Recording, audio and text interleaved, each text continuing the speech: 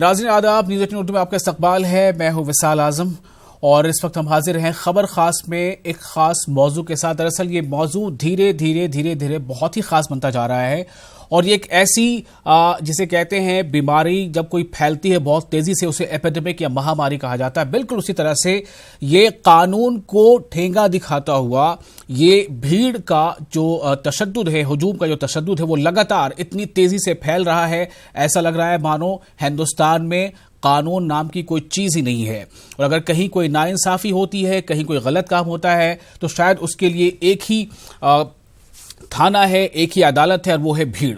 क्या भीड़ को वाकई इतनी ताकत मिल जाती है और इतनी ताकत कहां से मिलती है? हुजूमी तशद्दुद और मजहबी मुनाफरत का एक और वाकया मध्य प्रदेश के खंडवा में हुआ है।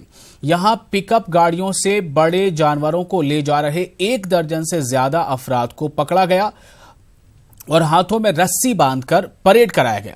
इन लोगों से गौ माता की जय के नारे भी लगवाए गए, यानी जो ममनुआ जो जानवर है जिसकी खुशी यानी गौ खुशी ममनुआ है, गाय का नाम लेकर। आइए देखते हैं कि ये पूरा मामला क्या है और किस तरह से ये तस्वीरें आप देखकर ये अंदाजा कर सकते हैं कि क्या आप ऐसा महसूस भी कर सकते हैं कि आप 21वीं सदी के भारत में हैं, एक ऐसे हिंदुस्तान में, एक ऐसे भारत में जो मंगल पर भी अपनी कमंदें डाल रहा है, लेकिन हिंदुस्तान में जमीन पर क्या हो रहा है ये तस्वीरें देखिए।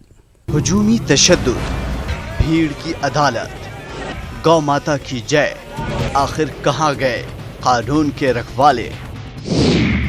सियासी खलफशार और इश्तियाल अंगेजियों ने मुल्क में नफरत का बाजार गर्म कर रखा है। यही वजह है कि लोगों में लाकानूनियत का दायरा बढ़ता जा रहा है। दिन ब दिन किसी न किसी को पकड़कर सरेराह मार दिया जाता है और ऐसे सुलूक किए जाते हैं जिसकी कानून और मुल्क का आईन इजाजत नहीं देता है। आइए आपको लिए चलते हैं मध्य प्रदेश के खंडवा। हाथों में रस्सी बांधकर सड़कों पर परेड करवाते और सरे बाजार गौ माता का जाप लगवाते ये लोग गौ तस्कर बताए जा रहे हैं। यहाँ न पुलिस है और न ही अदालत, सजा भीड़ दे रही है और गौ माता के नारे भी लगाने पर मजबूर कर रही है। निश्चित ही ये जो उठक बैठक लगाई गई है, जो उनका जुलूस निकाला गया है, इसके पीछे कमलनाथ सरकार की साफ मंशा है कि अपराधियों पे सख्त से सख्त कार्रवाई हो। उनको सार्वजनिक रूप से लोगों को ये बताया जाए कि ये इस तरह से तस्करी करते हैं, इस तरह से गोवंश ले जाते हैं। यही हमारा संकल्प है। हमारी कथनी और करनी में यही अंतर है कि हम जो कहते हैं वो करके दिखाते हैं। खंडवा की महाराष्ट्र सरहद पर बसे सांवली खेड़ा गांव में 8 पिकअप गाड़ियां पकड़ी गईं, जिसमें बड़े जानवर दूसरी जगह मुंतकिल किए जा रहे थे। बताया जा रहा है कि फौरी पुलिस को इत्तला दी गई, लेकिन पुलिस नहीं पहुंची और फिर भीड़ ने अपना मजहबी दरबार लगाया और गौ माता की जय का नारा बुलंद करवाया। इस पूरे हादसे पर पुलिस ने कसूरवारों के खिलाफ कार्रवाई की बात कही है। अलवा थाना पुलिस ने ये कार्रवाई की है। इसमें संबंधितों के विरुद्ध FIR रजिस्टर करके बाकी संवैधानिक कार्रवाई जारी है। कुछ 7-8 गाड़ियां थी जिनमें ये परिवहन किया जा रहा था अवैध रूप से। ऐसे लोगों के विरुद्ध केसेस रजिस्टर किए गए हैं और फिर कार्रवाई जारी है। कुछ ग्रामीणों ने उनका जुलूस भी निकाला है, जो दोषी लोग हैं उनके विरुद्ध FIR रजिस्टर की जा चुकी है और बाकी आगे की कार्रवाई भी जारी है। MP में ही इंतजामी उमूर के एक आला अफसर नियाज खान ने गुज़िश्ता रोज ट्वीट किया था कि वो नाम बदलना चाहते हैं ताकि वो हुजूमी तशद्दुद से बच सकें। अब इस मामले में नफरत, लाकानूनियत, इंतजामिया की लापरवाही या सियासी साजिश, जो भी कहें, लेकिन एक बात तो साफ है कि इस तरह के हसास मामले को नजरअंदाज करना ठीक नहीं है, वरना लोगों का भरोसा कानून और नज़्म नस्क से हमेशा के लिए खत्म हो जाएगा और फिर शुरू होगा इंसानियत की बर्बादी का लामतनाही सिलसिला। Bureau report, news 18 Urdu. तो तस्वीरें यहीं पर खत्म नहीं होती, कहानी जो है अभी बहुत कुछ आगे कहती है। खंडवा में 25 लोगों के साथ मारपीट और गौ माता की जय कहने पर मजबूर करने के मामले में मुस्लिम स्कॉलर मुफ्ती मुकर्रम ने कहा है कि अगर कोई ऐसा करता है तो कार्रवाई होनी चाहिए, लेकिन कार्रवाई करेगा कौन? आए दिन ऐसे वाकयात सामने आ रहे हैं और कहीं गौ रक्षा को लेकर, कहीं किसी दूसरे मुद्दे पर लिंचिंग हो रही है और चाहे कोई भी लोग हों तो ऐसे लोगों के खिलाफ कार्रवाई होनी चाहिए। ठीक है, अगर किसी ने क्राइम किया है तो उसको कानून सज़ा दे सकता है, लेकिन इस तरह से बांधना, मारना, पीटना या उसको इस तरह से 2-4 किलोमीटर तक घुमाना और उनके साथ बहुत ही बुरा बर्ताव करना, ये रुकना चाहिए, ख़त्म होना चाहिए। भारत के अंदर ये चीज़ बढ़ती जा रही है और इसका देश में और विदेश में बहुत ख़राब मैसेज जा रहा है। आपको मालूम। और हम आपको बता दें कि इस खास मौजू पर बातचीत के लिए हमारे साथ कई मेहमान हैं। नरेंद्र शिवाजी पटेल हैं, तर्जुमान हैं बीजेपी के, ये हमारे साथ भोपाल से जुड़ रहे हैं। और मसूद खां हैं, secretary coordination for Muslim forum, ये भी हमारे साथ भोपाल से जुड़ रहे हैं। और अवधेश वर्मा जो दलित चिंतक हैं, मुफक्किर हैं, ये हमारे साथ फोन लाइन पर जुड़ेंगे। हम आप सबका इस्तकबाल करते हैं कि पहले कुछ और हम खबरें आपको बताना चाहते हैं जल्दी से। उत्तर प्रदेश की वज़ीर आला और उनके वज़रा रियासत में कानून का राज बताते हैं, लेकिन यहां तो हुजूमी तशद्दुद की जैसे बाढ़ सी आ गई है।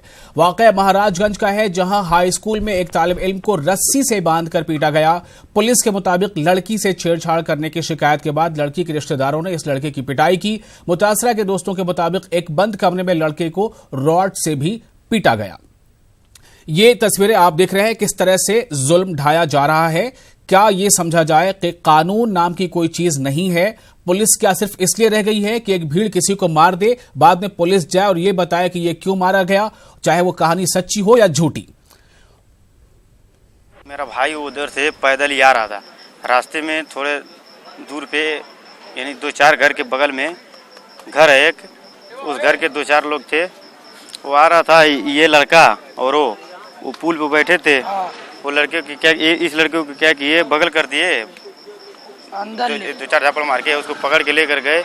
उसको इतना मारे हैं सबकी वीडियो भी है मेरे पास, और रस्सी से पैर भी बांध के, हाथ भी बांध के 2-4-8 लोग इतना मारे हैं कि वो आप लोग देख ही रहे हैं हॉस्पिटल में कैसा पड़ा है वो। उसे बारे का चाकू मार दो तो कहीं हमें बांध दाना लोगन, वही अंदर शटर में बांध दाना लोगन, तब के बांध के दूसरे कमरा में जाके राडे से रडवा देखा नहीं निकलना लोग, राडे से मारना लोगों ने के दूसरे कमरा में जाकर हमें दूसरे कमरा में बंद कर ले रहना लोग। ये नाथनगर एक और मामला है जौनपुर का, यह भी उत्तर प्रदेश है। जौनपुर जिले एक मरतबा फिर लाइव पिटाई का वीडियो वायरल हुआ है। 2 अलग अलग वाकयात हैं। इनमें से पहला जफराबाद थाने के धनीजा गांव का है, जहां पड़ोसी ने एक खातून को लाठी से पीट पीट कर जख्मी कर दिया। वहीं दूसरा जो वाकया है उसमें गांव वालों ने चोरी करने की कोशिश के इल्जाम में, चोरी करने के इल्जाम में नहीं बल्कि चोरी करने की कोशिश के इल्जाम में कपड़े उतारकर 3 लड़कों की बेरहमी से पिटाई की। दूसरी तस्वीर भी आप देखेंगे थोड़ी देर में। तो ये 2 तस्वीरें अलग अलग हैं जो उत्तर प्रदेश की अभी आप देख रहे हैं। एक पहली तस्वीर हमने दिखाई, उसके बाद ये तस्वीर अभी आप देखिए, और एक और तस्वीर है जिसमें आप देखेंगे कि 3 लड़कों को किस तरह से पीटा जा रहा है। बताया जा रहा है कि ये तीनों, चूंकि खबर है इसलिए बताना मजबूरी होती है, इन तीनों का ताल्लुक दलित कम्युनिटी से है। देखिए किस तरह से तीनों के कपड़े उतरवा लिए गए, जबकि जो थाने में बोर्ड क्या लगा है कि यहां कानून का राज है।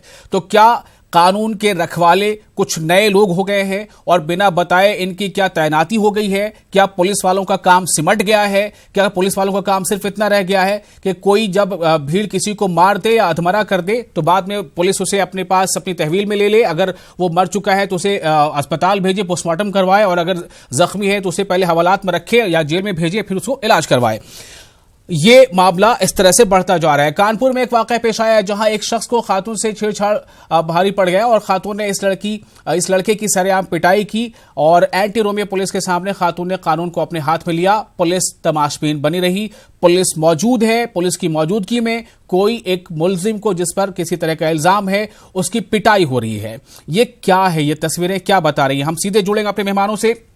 हमारे साथ, जैसा हमने पहले आपको बताया, कि नरेंद्र शिवाजी पटेल हैं, भोपाल से बीजेपी के तर्जुमान हैं, Masood Khan secretary coordination for Muslim forum, और फोन लाइन पर है अवधेश वर्मा, दलित चिंतक। अवधेश जी, सबसे पहले मैं आपके पास आना चाहूंगा, ये जो जौनपुर में ताजा मामला है, 3 नौजवानों को पीटने का, कपड़े उतारकर और उनसे नारे लगवाकर और उनको पैर से मारना, जूते मारना, छड़ी से मारना, बहुत तरह की आप तस्वीरें देख पा रहे होंगे। क्या समझा जाए, कानून का लेवल ऊपर चला गया है, नीचे चला गया है? देखिए, ये सबसे बड़ी चीज है कि बड़ा दुर्भाग्य की बात है जिस प्रकार से तालिबानी टाइप का व्यवहार हो रहा है, और ये भी उत्तर प्रदेश में जो बड़ी बड़ी बातें होती है कि भाई भारतीय जनता पार्टी के कई बार हम लोग जब इस तरह की बातें आती है तो हम लोग जब इनके नेताओं से मिलते हैं तो एक ही निवेदन करते हैं कि महोदय जो कानून का राज है वो स्थापित होना चाहिए और दलितों के साथ या किसी के साथ भी इस प्रकार का भेदभाव रवैया नहीं करना चाहिए। इससे जो तालिबानी कार्रवाई जिस प्रकार से दिख रही है, जो लोग कानून को अपने हाथ में ले रहे हैं, या तो उनको संविधान का डर नहीं है, कानून का डर नहीं है, या तो ये मान के चलते हैं कि वो सर्वोपरि है, वो कुछ भी करेंगे उनका कुछ होने वाला नहीं। तो इससे जहां तक सवाल है, जहां सरकारों पर सवाल उठता है, वही कहीं न कहीं जब लोग बात आती है, जब हम लोग ये कहते हैं कि भाई भारतीय जनता पार्टी के राज में ऐसा क्यों हो रहा, तो लोग दूसरे नेता ये भी कहते हैं कि भाई आप पार्टी की बात क्यों कर रहे हैं। सवाल पार्टी किस लिए आ जाती है, जिसकी सत्ता होती है, जिसकी सरकार होती है, उन्हीं से हम निवेदन करेंगे और उन्हीं से हम ये मांग करेंगे कि भाई इस प्रकार की जो कार्रवाई उस पर रोक लगनी चाहिए और इस प्रकार की घटनाएं बहुत ही गलत है, असंवैधानिक है और संविधान विरोधी कार्रवाई है। इनके ऊपर सख्त से सख्त कदम उठाया जाना चाहिए। आपसे एक सवाल फिर से करना चाहता हूं कि ये मामला कोई ताजा इस तरह का पिटाई का नहीं है, ये पिछले चंद वर्षों में ज्यादा देखा जा रहा है। मैं सिर्फ ये जानना चाहता हूं, क्या आपको लगता है कि इन्हें कहीं से ऑक्सीजन मिल रहा है, कहीं से इनको शय मिल रही है?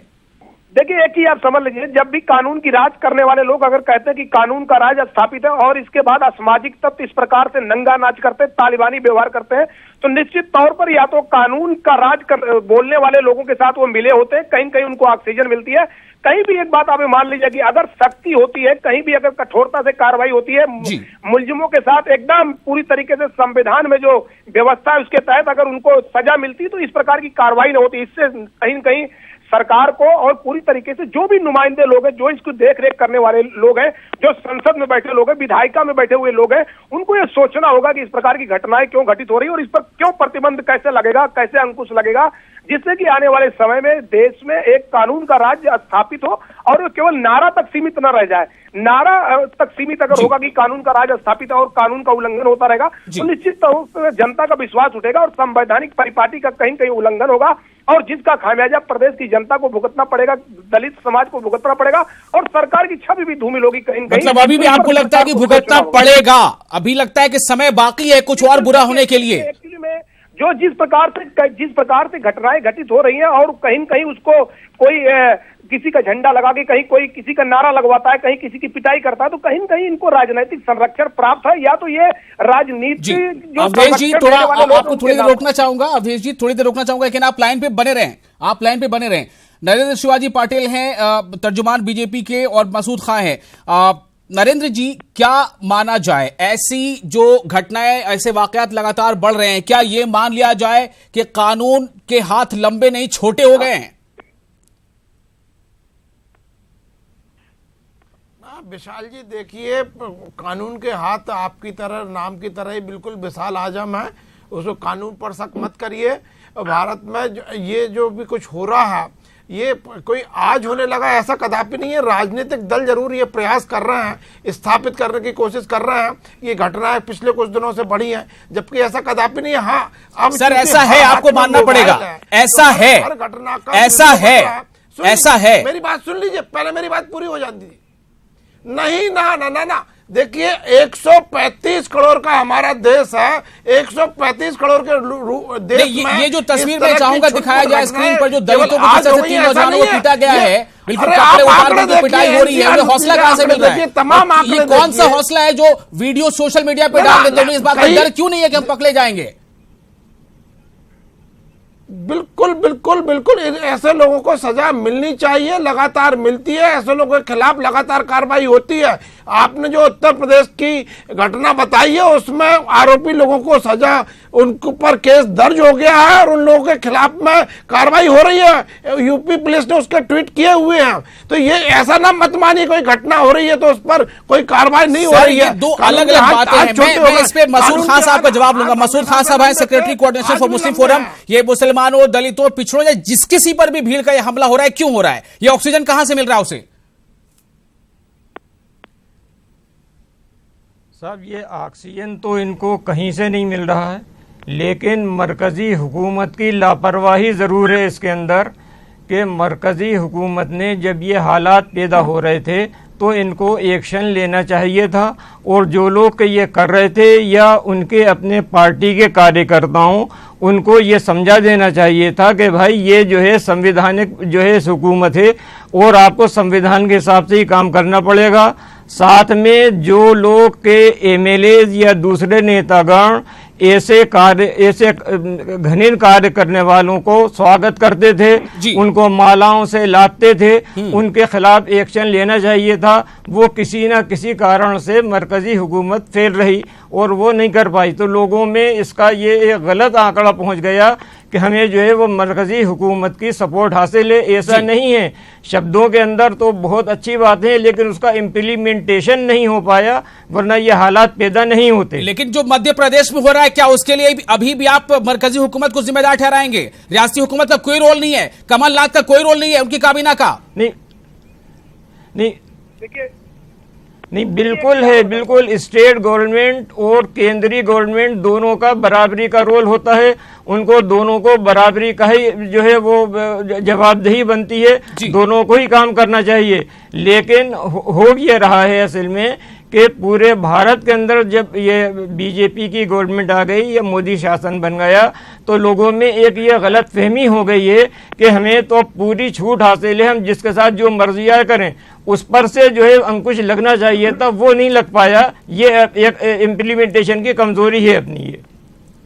ठीक है, लेकिन आप अभी भी कमलनाथ हुकूमत के खिलाफ कुछ बोल नहीं रहे। आपको ऐसा लग रहा है कि रियासती हुकूमत का कोई रोल यहाँ पर नहीं है?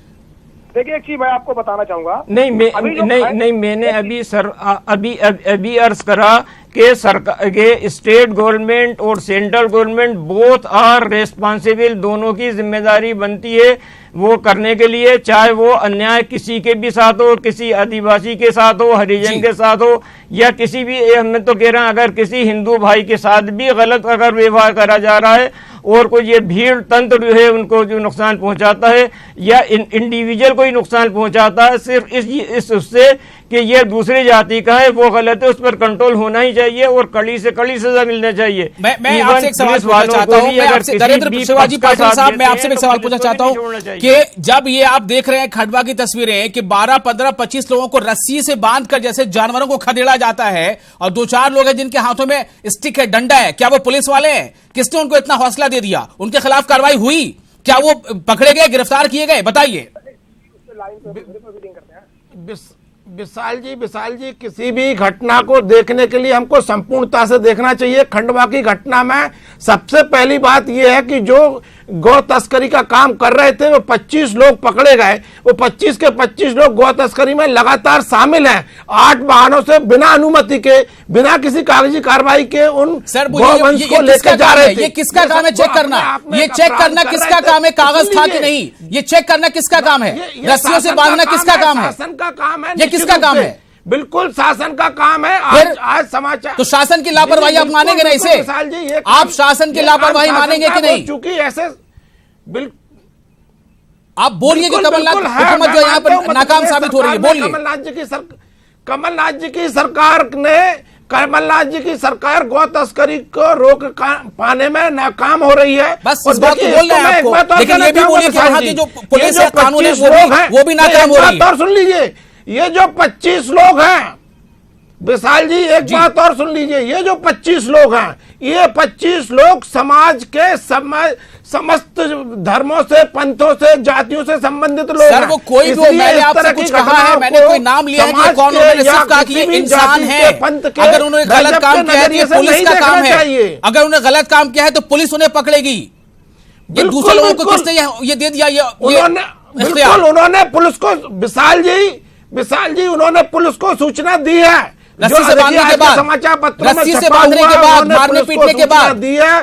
चूंकि पुलिस, अवधेश वर्मा जी हमारे साथ फोन लाइन पर हैं क्या? ना, उन्होंने पुलिस को पहले से सूचना दी है। अवधेश वर्मा जी हैं क्या फोन लाइन पर? देखिए 25 लोग थे। देखिए एक बात समझिए अवधेश वर्मा जी, मेरा सवाल सीधा ये है कि पुलिस को जो काम करना है वो दूसरे लोग काम क्यों कर रहे हैं? क्या पुलिस का काम सिर्फ इतना है कि भीड़ किसी को मार के अधमरा कर दे या जान से मार दे तो उसे सिर्फ पुलिस जो है अस्पताल पहुंचाए या फिर हवालात में लाए? क्या पुलिस का काम इतना ही रह गया है? विशाल जी, देखिए विशाल जी, आपने बहुत सही सवाल किया। मैं आपको बताना चाहूंगा, मध्य प्रदेश के खंडवा जिले में जो एक खालवा थाना क्षेत्र में 20 लोगों ने ग्रामीणों को पकड़कर सबसे पहले उनको उठक बैठक लगवाया, गौ माता जी की जय के नारे लगवाए, फिर उनको पिकअप वाहन से उतारकर उनको वहां से सावली खेड़ा होते हुए पैदल मार्च कराते हुए बांध के उनको रस्सी से बांधकर खालवा थाने ले जाते हैं। पहली बात तो यह है कि ये कानून को हाथ में लेने का इनको राइट कहाँ है? दूसरी बात है, अगर वो लोग गलत काम कर रहे थे तो मैंने देखा वहां का जो एसपी साहब है शिवदयाल सिंह जो है वो ये कह रहे हैं कि हमने निर्देश जारी कर दिया, पशुओं का अवैध परिवहन नहीं होगा। अरे भाई, आपका ये भी काम है, लॉ एंड ऑर्डर जिस तरीके से ये तालिबानी व्यवहार लोग कर रहे हैं, इसको भी आपको देखना है कि खाली आपने निर्देश जारी कर दिया है। और दूसरी चीज, वही अभी आपको पता होगा, इससे पहले वही मोघाट में मोदी थाना क्षेत्र में 96 भैंसें जब्त की गई थी। रोज इस प्रकार से व्यापार चल रहा है। वहां की राज्य सरकारें क्या कर रही है, किस प्रकार की कार्रवाई कर रही है, उनको ये दिखाई नहीं देता, ये कानून का राज है। तो सब मिला के अगर सरकारों का जो काम करना है, जो लॉ एंड ऑर्डर का काम है, वो अगर वो नहीं करेंगे, इस प्रकार की घटनाएं घटित होगी। आप ये कह रहे हो कि साहब वो लोग हरदा जिले से गौवंश को खलवा होते हुए जंगल के रास्ते महाराष्ट्र ले जा रहे थे, तो महाराष्ट्र ले जा रहे थे, आपकी वहां की पुलिस व्यवस्था क्या कर रही थी, राज्य का प्रशासन क्या कर रहा था? जी, अब सवाल ये भी पैदा होता है कि एक तरफ बात होती है कि सबका साथ, सबका विकास, सबका विश्वास, ये ऊपर से मैसेज आता है, लेकिन जब ये मैसेज नीचे आते आते डाइल्यूट क्यों हो जाता है? क्यों वजीर आजम के लाइन पर अकॉर्डिंगली काम नहीं होता रियासतों में? मैं आपसे पूछना चाह रहा हूं मसूद खान साहब, क्या वजह है इसकी? साहब कभी तो ऐसा लगता है कि ये सिर्फ एक शब्दों की बात रहती है, लेकिन इम्प्लीमेंटेशन उसके लिए नहीं होता है। मोदी साहब शब्द तो बहुत अच्छे कहते हैं, हमारे प्रधानमंत्री हैं, वो शब्द बहुत अच्छे कहते हैं, लेकिन या तो ये कि उनका असर इतना नहीं है, अपने जो भी दूसरे मंत्री हैं या ऑफिसर्स हैं या पुलिस वाले हैं कि उस पर कंट्रोल कर पाएँ, और या ये कि अलग से कोई निर्देश ये रहता है कि भाई ये तो सिर्फ शब्द के शब्द रहेंगे, इसके अलावा कुछ नहीं रहेगा। जी, आप नरेंद्र शिवाजी पटेल साहब, आपसे मैं पूछ रहा हूं कि वजीर आजम देश के वो ये कहते हैं कि सबका साथ, सबका विकास, सबका विश्वास, वो कहते हैं कि हमें दुख होता है जब भीड़ किसी को मारती है, लेकिन ये लाइन जो है नीचे तक क्यों नहीं पहुंच पा रही है? क्यों हमारे प्रधानमंत्री के पैगाम को, उनके इस मैसेज को लोग नीचे तक नहीं महसूस कर पा रहे हैं? बिल्कुल नीचे तक पहुंची हुई है। प्रधानमंत्री जी की लाइनें बिल्कुल नीचे तक पहुंची हुई हैं, जनता जनार्दन उस पर इम्प्लीमेंट करती है। 135 करोड़ जनता इम्प्लीमेंट कैसे करेगी? प्रधानमंत्री जी देखिए सर थोड़ा सा मिक्स मत कीजिए, मुझे ये बताइए कानून का काम किसके हाथ में है? कानून की रखवाली करने की जिम्मेदारी किसकी है? प्रधानमंत्री जी को कोसेंगे तो ये उचित नहीं है ना। प्रधानमंत्री जी के क्या को यदि आप खंडवा से जोड़ेंगे उचित नहीं है।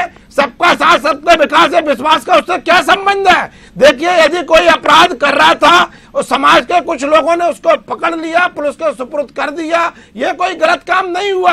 हाँ, उनके साथ में कोई मारपीट हुई हो, कोई कानून को तोड़ने का काम हुआ हो, उसके खिलाफ भी पुलिस ने केस दर्ज किया। लेकिन ये समाज नरेंद्र शिवाजी पटेल साहब, मेरे एक सवाल का जवाब दीजिए। किसी को रस्सियों से बांधकर उसको घसीटना, परेड कराना, ये गैर कानूनी नहीं है? ये क्या गैर कानूनी नहीं है? बीजेपी का नेता क्या कहते हैं इस पर? ये क्या गैर कानूनी नहीं है? मैंने विशाल जी, मैंने आपसे साफ और स्पष्ट कहा, अपराध को रोकने के लिए समाज की जिम्मेदारी भी है। समाज को उसको अपनी कानून की सीमाओं में रहकर, मर्यादाओं में रहकर रोकना चाहिए। चूंकि 25 लोग थे, 25 लोगों को रोकने के लिए उनको बांधा गया है। तो क्या 25 लोगों को रोकने के लिए वहां पर पुलिस वालों की कमी है? क्या पुलिस वालों की कमी है वहां पर? इस देश में किस संविधान में लिखा है कि आप उनको बांध के ले जाएंगे?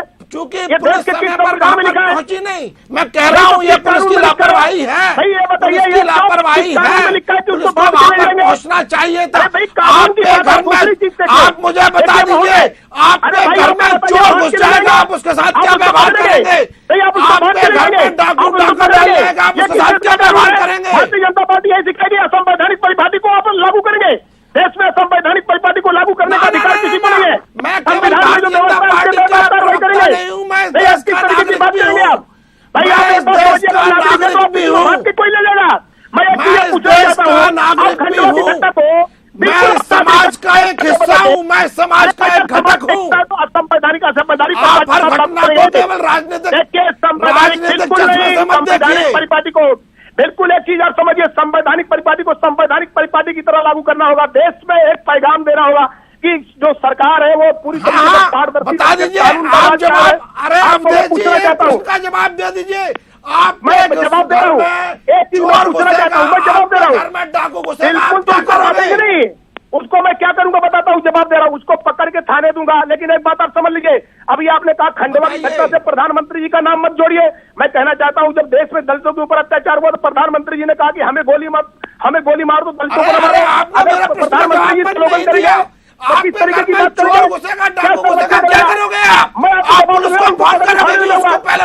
अरे भाई, तो क्या उसको भाग लगे? क्या उसको बात के उसको मारेंगे? बिल्कुल नहीं, उसको पकड़ के थाने ले जाएंगे। पुलिस नहीं आएगी। नरेंद्र शिवाजी पटेल जी, नरेंद्र शिवाजी, देखिए आप जो कुछ कह रहे हैं, जो कोई भी यहाँ पर हमारे डेलीगेट्स ये जो मेहमान कर रहे हैं, देखिए आप समझिए इस बात को, इसे सिर्फ हम और आप नहीं आपस में बात कर रहे हैं, इसे लोग सुन रहे हैं, जनता सुन रही है। क्या आप ये मैसेज देना चाहते हैं कि समाज में अराजकता और बढ़े? क्या आप ये मैसेज देना चाहते हैं कोई किसी पर कोई इल्जाम लगाए और उसको मारे, उसको रस्सियों से बांध के परेड कराए, उसके कपड़े उतारे? क्या आप ये चाहते हैं, या आप ये चाहते हैं कि कानून का शासन पूरी तरह से लागू होना चाहिए? अब विशाल जी आप देखिए, इससे लोग भड़केंगे, इस तरीके की भाषा से लोग भड़क जाएंगे। विशाल जी, विभिन्न घटना को एक साथ मत जोड़िए। देखिए, कोई भी घटना कानून के दायरे से बाहर नहीं है, कोई भी वाकया कानून के दायरे से बाहर नहीं है। मैं केवल खंडवा की घटना के संदर्भ में बात कर रहा हूँ। देश में जो सीआरपीसी है उसी के तहत कानून का राज होगा, जो संवैधानिक व्यवस्था है उसी के तहत कार्रवाई करना पड़ेगा। और देश में कहीं भी कोई घटना हो, कानून की परिधि के बाहर जाएगी तो उस पर टिप्पणी होगी, उसी का पालन होना चाहिए। लेकिन समाज की जिम्मेदारी भी है, समाज की जिम्मेदारी भी अपराध को रोकना है। अरे भाई, समाज की जिम्मेदारी है तो हमारा आपका एक कर्तव्य बनता है कि हम लोग चैनलों पर बैठ के बढ़ावा मत दें। चलिए, बहुत बहुत शुक्रिया आप लोगों का। ये बहुत कीमती वक्त और बहुत कीमती बातें आप लोगों ने कही हैं। लेकिन देखिए, दरअसल इस तमाम चीजों का सिर्फ एक ही निष्कर्ष निकलना चाहिए, इसका हासिल ये होना चाहिए कि कानून सबसे ऊपर है, और जो कोई भी अगर क्राइम कहीं हो रहा है तो उसके लिए जो कानून के रखवाले हैं, पुलिस की जिम्मेदारी है, न सिर्फ उसकी पुलिस की जिम्मेदारी कि कानून को क्राइम को कंट्रोल करे, बल्कि क्राइम होने से पहले ही पुलिस जो है उस पर दबिश दे। बहुत बहुत शुक्रिया आप तमाम लोगों का इस खास मौजू पर अपना वक्त देने के लिए। नाज़रीन आदाब।